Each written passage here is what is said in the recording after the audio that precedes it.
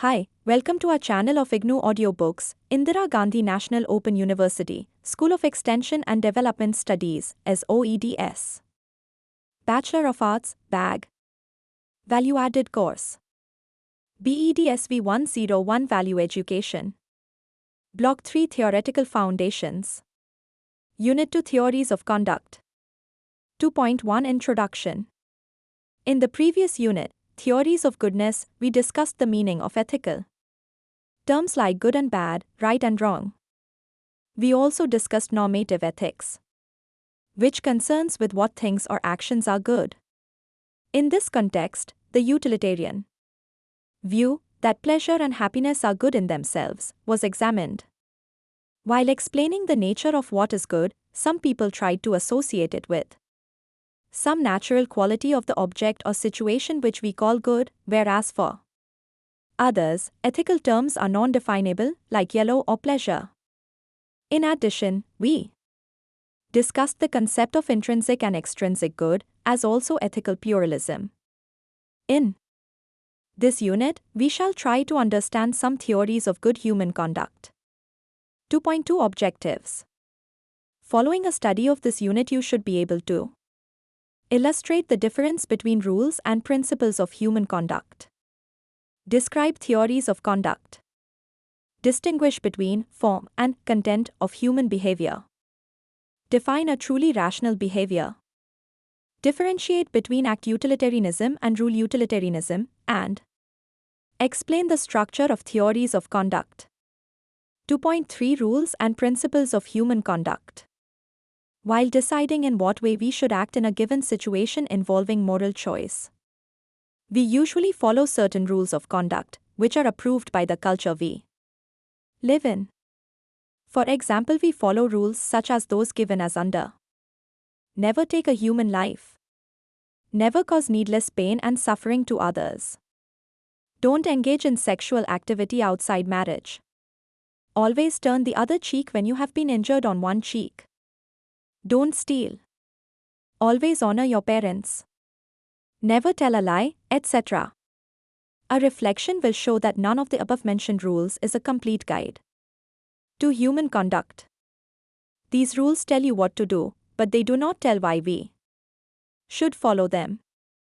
What we need to know is a moral principle or a set of moral principles from which such rules follow. We need to understand general principles of conduct, which prescribe what one should do in all circumstances. There are several theories of conduct that attempt to state such principles from which certain rules of conduct would follow as special cases. Some of such theories have been discussed in the following sections. 2.4 Theories of Conduct. 2.4.1 Universalizability.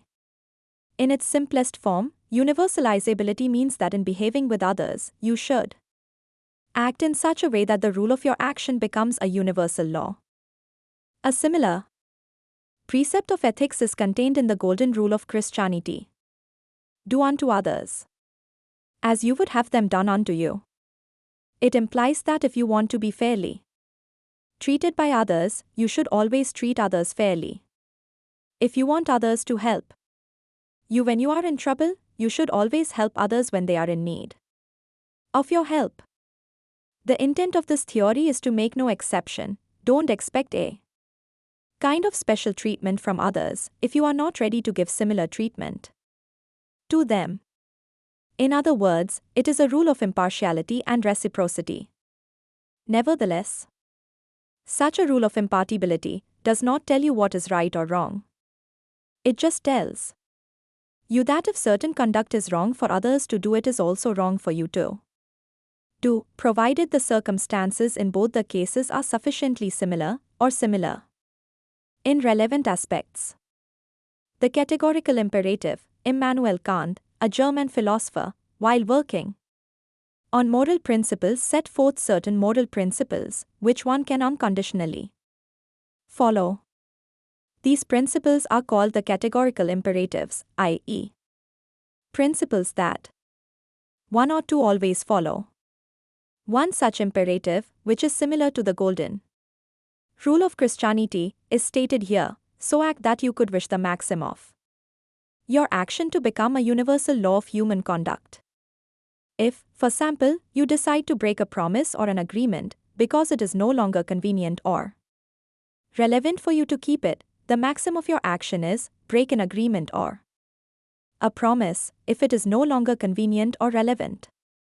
Yet a more positive maxim, which is more desirable to universalize, may be you should help others when they are in trouble. Another possible maxim may be because I don't help others and leave them alone when they are in trouble, they need not help me and may leave me alone when I am in trouble. Both these maxims are possible, but the categorical imperative does not tell us which rule we should follow. The requirement of impartiality, however, is compatible with both of these. We can hold that the principle of impartiality is undoubted a necessary condition, but it is not a sufficient condition. 2.4.1.1 Rationality and morality. To remedy the situation we have just discussed, Hegel, who held that for behavior to be called morally good or desirable, it must of necessity be rational. While defining rationality of behavior in the context of moral conduct, Hegel defined it in terms of I. Logical coherence or consistency, 2. Generation of universals, 3. Empirical evidence in support of the generalization, and 4. Public intelligibility. According to the first condition of rationality, it is necessary that a set of moral beliefs or rules that we follow should be internally consistent. It is, for example, not rational for me to believe that others should cooperate with me or should take care of any interest, at the same time accept that I must respect others' interests. On the other hand, it will be equally consistent or coherent if I believe that others need not respect my interest, just as I don't respect theirs. Many people in this world live life according to the latter principle. We may not like their values, but we can't call them inconsistent, incoherent, or irrational. The second condition criterion of rationality is concerned with generation of universals, or with general principles. According to this condition, I must not own a principle today and another tomorrow, unless these are cogent reasons for such a change. The idea of rational morality entails that our behavior should be in accordance with certain principles always, unless these are valid reasons. The third condition necessitates empirical evidence or good reasons for what we do. That is, behavior for which no valid reason or empirical evidence can be put forth is not a rational behavior. According to fourth condition, to be truly rational, our behavior should be publicly intelligible or acceptable. Use of idiosyncratic reasons, which are peculiarly personal, cannot designate behavior to be rational. For example, use of defense mechanism, viz. rationalization, wherein the individual employing reasons which are not true to justify one's behavior, is not rationality but only rationalization. Such reasons are not publicly intelligible because they are false. Nevertheless, we must remember that rationality of behavior provides only the form or the language of morality, not its content or literature of it. That is, it cannot provide us a set of moral principles that we need to follow in our lives. It simply states that whatever moral principle we follow should satisfy the four criteria. Conditions of rationality. 2.4.2 Ethical egoism. To answer the question, what rule should guide our conduct, the ethical egoist considers one's own long-term advantage as the guiding principle. The promotion of one's long-term advantage is what one should aim at. People may differ about what course of action is to be taken for the long-term advantage, but once it is clearly known that a certain course of action will serve one's long-term interest more than any other, it is chosen. Under the concept of ethical egoism, at least, two shades of meanings have been associated by different thinkers from time to time. These are Epicureanism and rational self-interest. These have been described below. 2.4.2. 1. Epicureanism. In ancient times, the principal exponents of ethical egoism were the Greek Epicureans, who held that one should live one's life in such a way so as to get more pleasure in life, because pleasure for them is the sole good. In Indian culture also, in the ancient past, there was a school of thought called Charvak, which almost had the same philosophy of life. This hedonistic school of Indian philosophy is now obsolete at the conceptual level. According to proponents of Charvak, the summum bonum, the ultimate good, is the immediate personal gratification and happiness, or pleasure. The past is gone and the future never comes. Every moment is a present moment and must be enjoyed to its full. By living unhappy life, we cannot even think of a happy future. Unlike the Charvaks, however, the Epicureans had definite ideas about how each person's maximum pleasure could be achieved.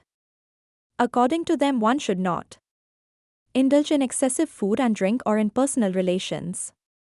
One should eat and drink what is necessary for maintenance of life, because any excessive indulgence will cause disturbance to one's health, which is bound to result in unhappiness. Similarly, close relationship may result in heartbreaks when there is betrayal. Hence, one should not become attached to anything, whether materiality or personal, that one is likely to lose and is outside one's control. One should live life in a detached manner. Indeed, the Epicurean ethics is not so much a formula for achieving pleasure as for avoiding displeasure. One could hold that a life of involvement in human affairs and personal relationships result in more unhappiness than a life of calm withdrawal and disinterested observation. 2.4.2.2 Rational self-interest. Ayn Rand's Ethics, 2007, states that the standard by which one judges what is good or evil is man's life, that which is required for man's survival as man. She also maintained that man is an end in himself. So man's moral purpose is the achievement of own rational self-interest. In social relations, man should neither sacrifice himself for others, nor sacrifice others for himself. His rationality demands that just as one has a right to his/her ontological freedom, others do have such a right. In order to understand Rand's doctrine of self-interest, one must consider the theory of human rights that is basic to her ethics. Each man possesses certain basic rights by virtue of his nature as a rational being. Thus, he has a right to further his life by his own thought and effort. He has a right to work, right to property, right to choose his own values and pursue them. He has a right to liberty and pursuit of happiness.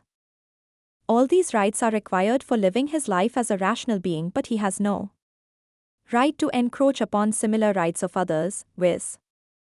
He has no right to murder, rob, or enslave other men. Human beings may not only enjoy rights but also carry out their obligations towards others.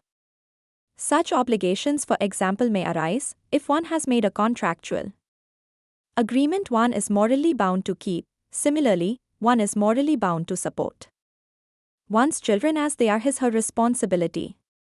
However, right to life does not mean that others must provide you with the necessities of life. They have no such obligation towards you, and forcing them to do so will be a violation of their rights.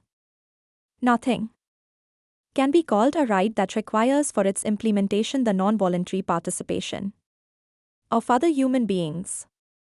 Rational self-interest does not mean that you are free to do anything that serves your interests, especially that which violates others' rights. Rather, it consists of respecting rights of others and demanding that one's own rights be respected. Second, along with rights, one has obligations towards those situations which have been caused with his/her participation, but there would be no obligation for those situations which he/she did not cause. 2.4.3 The General Good Theory. To the question of human conduct, one answer is given by utilitarianism, which has been discussed above. The answer is very simple: act so as to bring about the greatest good possible. Among the alternative actions available, one should choose the one that produces the maximum total good or the one that has the best total consequences. If, for example, you are aiming at producing happiness, then your act should be such as to create happiness for all. There is no doubt that exact calculations in this regard may be difficult, but we can have good approximation. Sometimes, it is difficult or even impossible to know which alternative will be the one which can cause maximum happiness or lessen the maximum unhappiness. In such situations, one should utilize the best information available at that time. Suppose one's father and a famous physician are trapped in a burning house and one has an alternative to save only one. The utilitarian's answer would be to save the physician, because if he is saved, she can save the life of some more people. Hence, more good would be done by saving the physician. It may happen that in spite of one's best judgment or intention, her act may harm others. Suppose someone driving a car takes along a person and the car meets with an accident and the person dies. In such case, to say that death of the person would not have occurred had he not been helped. Can the act of helping here be treated as wrong? The utilitarian ethics can be stated very simply. The proposition that a certain act is right follows as a conclusion from the following two premises. 1. The act that will produce, on the basis of evidence available at the time, the greatest total good is right. This act will produce the greatest total good. Therefore, this act is right. 2. The second premise is that the consequence of an act is often difficult or even impossible to determine. This is because the relation between the cause and effect is extremely complex. What may happen, one never knows for certain. Nevertheless, utilitarianism has been challenged by philosophers in many ways. Let us consider some examples. 1. Suppose I make a promise to provide some services to you. Should I keep the promise only when I believe that doing so will produce the most good? Should I keep the promise because I made it? Suppose I, as a doctor, make a promise to meet you at 4 p.m. And just as I was getting ready to see you, an emergency case came which called for an immediate operation, avoiding which could cause fatal death to the patient. Obviously, not keeping the promise in such situation would be the right thing. 2. This becomes especially pressing in cases of promises made that no one knew. For example, say two explorers are lost in the Arctic and there is enough food to keep only one of them alive. The first explorer expresses his willingness to die if the second makes a promise to rear up his children on his friend's behalf. Will the second man be justified when he returns home and declares the fact? No one would ever know that the promise was made. Since the friend cannot afford to educate or rear up both the families, his first duty would be to rear up his own children and to forget about the promise to the dying man. 3. A man ordinarily feels obliged to provide for one's own family and not his neighbor's family. What if, however, on a given occasion, he could do more good by helping the neighbor's family than by helping his own? Should he do it? Would he be equally obliged to do it as to help his own? 4. There is a habitual criminal. On several occasions he is brought to the court for conviction. But in the absence of proper evidence, every time, the criminal is set free. Suppose now for an alleged crime, he finally obtains a conviction. The judge comes upon definite information that the person has not committed the crime for which he is convicted. The fact that the person is innocent, this time, is known only to the judge and nobody else. What should the judge do? knowing fully well that if he is released he would commit crimes once again. It would be better for all if he is convicted, because if he is released he would commit more crimes and be a danger to the life and property of many. However, by being convicted this time, he would be paying for the crime that he has not committed at all. 2.4.4 Rule Utilitarianism. So far we have been discussing the traditional version of utilitarianism, according to which one should perform only the act which has best consequences. This traditional version is also known by the name act utilitarianism. If we adopt this version for deciding the rightness of individual acts, there will be many cases, like the ones cited above, examples 1 to 4. Judging the worth of an act in terms of consequences of the individual act will either be not possible or it would result in a state of moral dilemma. To come out of this difficult situation, rule utilitarianism version of utilitarianism has been adopted. It holds that we should not judge the rightness of an act by its consequences, but by the consequences of adopting the rule under which the particular act falls. For example, one important rule in law is that a person who is known to be innocent should never be found guilty. See example 4 above. Sustaining the conviction of the man, even after we know that he is innocent, would clearly violate this rule, whatever be the consequences for this particular conviction. The consequences of adopting any rule that permits conviction of someone who is innocent is very bad indeed. But again, a question may be raised: how do we assess the goodness or worth of the rule itself? Consider the consequences of not having such a rule, and you can easily assess the worth of the rule. Finding the best rule, a rule whose adoption would have the best consequence, is often difficult. Mostly such rules will not be simple but complex. For example, can we adopt the rule never take a human life or never kill a person? In that case, what about killing in self-defense? In a battle, killing is considered to be good. The adoption of such a rule would result in the death of innocent and survival of thieves and murderers. A better rule in this regard could be never initiate aggression against other human beings or never kill except in self-defense. The point is that adopt the best rule and stick to it without any exception. The best rule is that rule whose adoption results in the best consequences. Similarly, another example may be never break a promise. This rule can be modified as never break a promise unless it was made in duress or unless some significantly good result would be achieved or evil prevented by breaking it. 2.4.5 Theories of conduct not based on consequences. According to utilitarianism, act utilitarianism or rule utilitarianism, what we should do and what we should not depends on the consequences. But do we think that every theory of human conduct depends only on the consequences of the act or of the rule? Are there no right-making features of the act?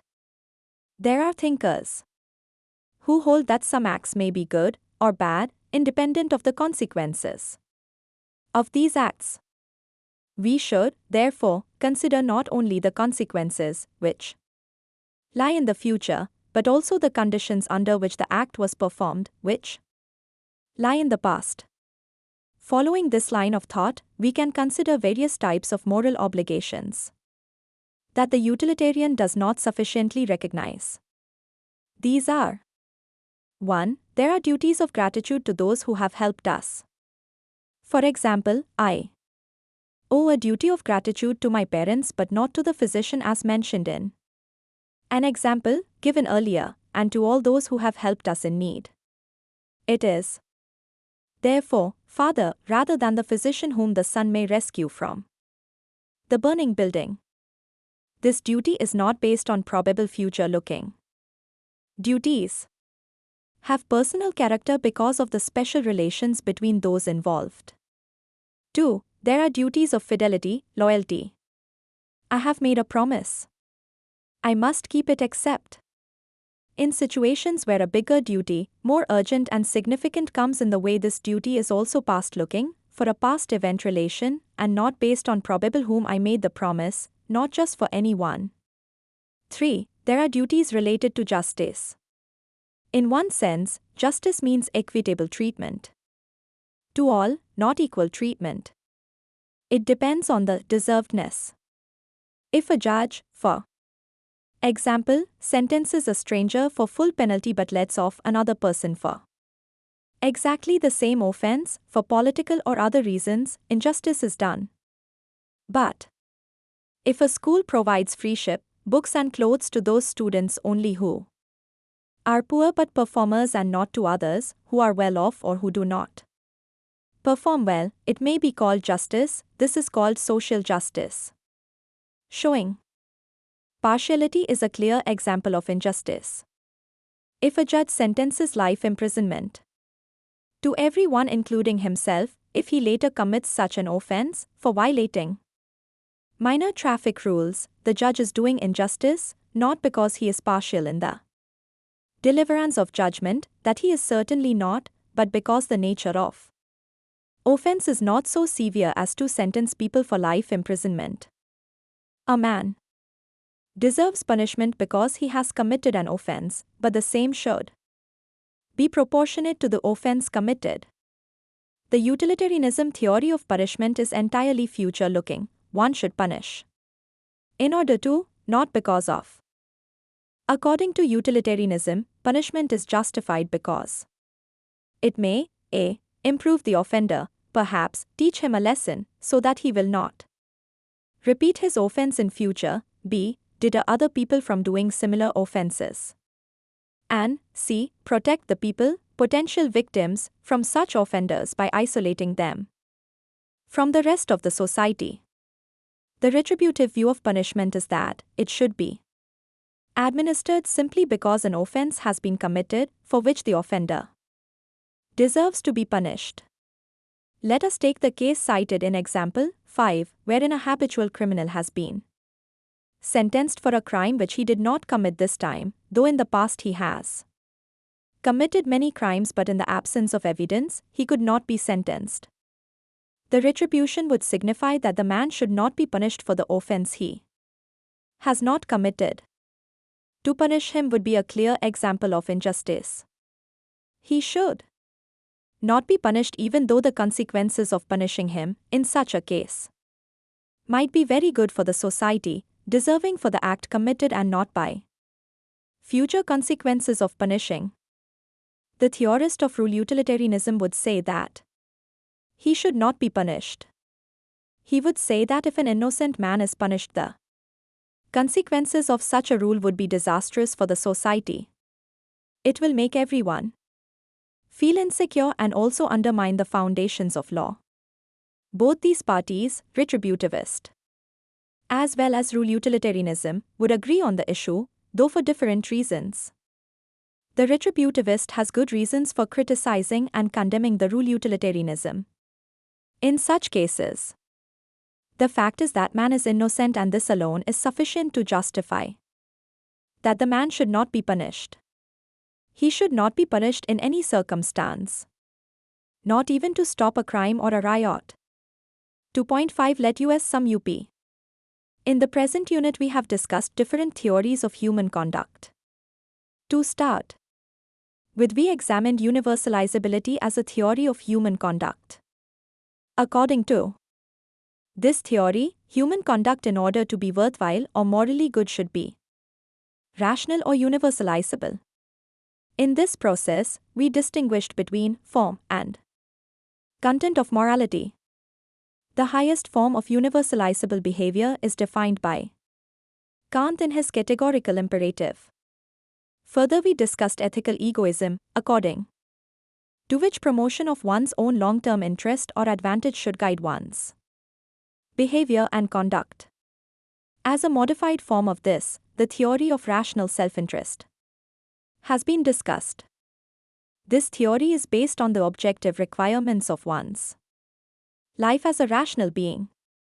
To the question of human conduct, another answer is given by the general good theory. This emphasized that it is not one's own good but good of the society or humanity which should be the aim or consequence of our conduct. However, this theory is not free from pitfalls. To overcome these drawbacks of the act of utilitarianism, rule utilitarianism theory came into existence. This theory holds that we should not judge the consequences of the rightness of the act by its consequences, but by the consequences of adopting the rule under which the particular act falls. This theory tried to solve the problem of ethical relativism.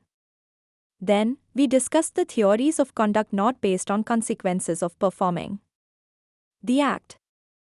Under such theories, various types of moral obligations have been considered, which the utilitarian theories did not sufficiently recognize. Under these, we discussed various types of duties, gratitude, fidelity, and justice. Thank you for watching. We will see you in the next video with the next chapter.